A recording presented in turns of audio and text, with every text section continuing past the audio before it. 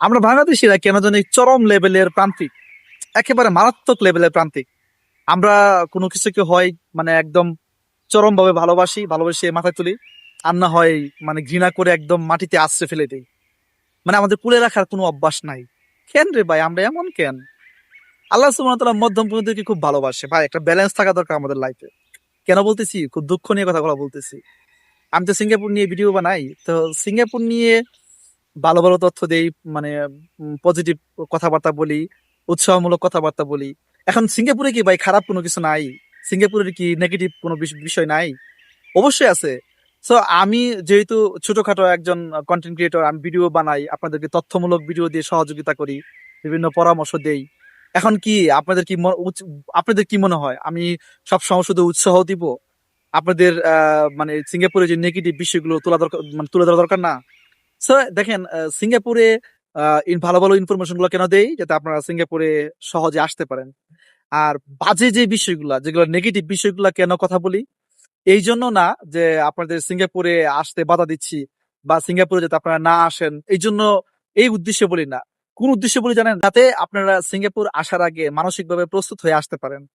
আর যাতে খামখেয়ালি ভাবে সিঙ্গাপুর না আসেন। এমন অনেক বাংলাদেশি আপনি দেখছি আমার জানা মতে, যারা অহেতুক সিঙ্গাপুরে আসে। মানে দেশে ভালো আছে, দেশে ভালো চাকরি আছে, ব্যবসা আছে, এরপরও সিঙ্গাপুর আসে কি জন্য?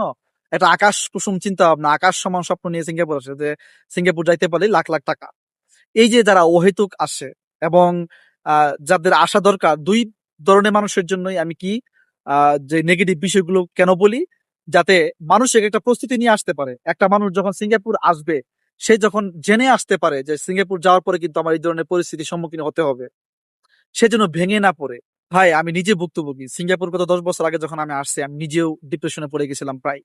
এই যে কথাবার্তাগুলো বলতেছি, কেন বলতেছি জানেন? যে আমি জানি, আমি যেহেতু এই ধরনের সিচুয়েশন গুলো ফেস করছি, আমার এরকম হাজার হাজার বাংলাদেশি ভাই আছে, তারাও ফেস করছে। এখন যেহেতু এখন ফেসবুক, ইউটিউব, টিকটকের যুগ, মানুষ ভিডিও দেখে।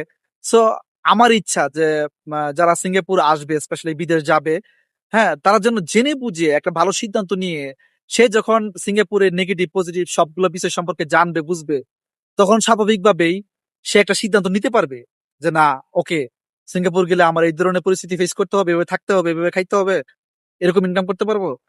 তখন সে একটা সঠিক সিদ্ধান্ত নিতে পারবে যে চলবে কিনা, সিঙ্গাপুর তার জন্য ওকে কিনা। বেশিরভাগ বাংলাদেশিরাই, প্রায় 80% বাংলাদেশিরাই সিঙ্গাপুর আসার পরে তার কাছে মনে হয় যে সিঙ্গাপুর আমার জন্য না।